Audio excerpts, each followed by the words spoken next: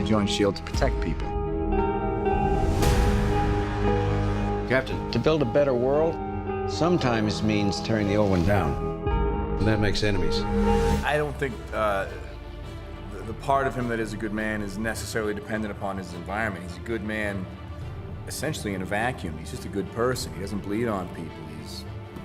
He has morals and values, and hopefully you could put him anywhere, whether it's in the 40s or modern era, or whether it's a period film or a grittier political thriller. Hopefully the qualities of who he is will still shine through. Chris has this great, he's able to balance the character in a way that's always, Joe and I have always been amazed by. It's really, he strikes the balance between sort of somebody who's like self-confident and focused, and he puts the emphasis on that, I think, rather than on righteousness. We tried to put him in a very complex situation and play to the complexities. I mean, he starts the movie off in a very vulnerable place. This is the first movie where we really catch up to him in modern day and see what it means to him on a character level to have missed 70 years and woken up and found that nobody from his old life is around anymore. It's a very isolated place, a very emotionally vulnerable place.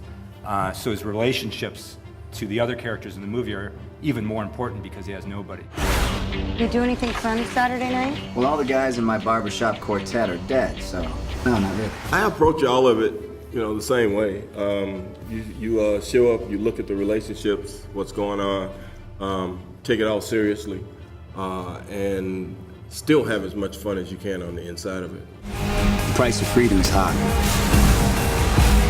And it's a price I'm willing to pay. Forever wounded from these movies. I have old injuries from Iron Man 2 days, and I just keep re-injuring them. That's part of the joy. That's not part of the joy. It's part of the process, I guess. I feel like I got pretty familiar with Chris's kneecap like once or twice. I don't know.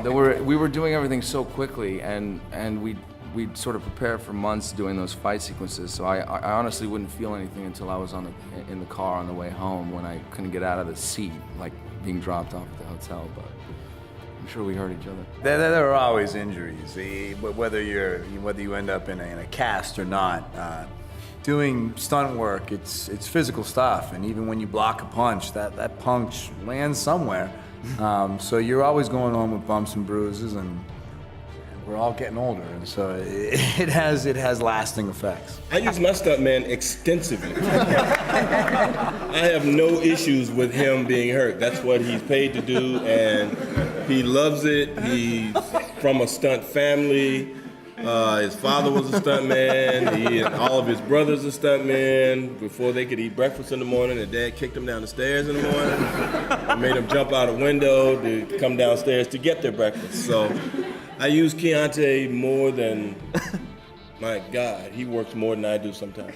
All depends on the film. Why didn't I learn that from you? After so many movies. Every time I'll come in limping and I'm like, oh, I hurt so bad. I'm like, why don't you let other people that are better at that do that? It's way better to, see him, you stand there, they throw a punch, you duck out of the way, they fight, and you get up and go,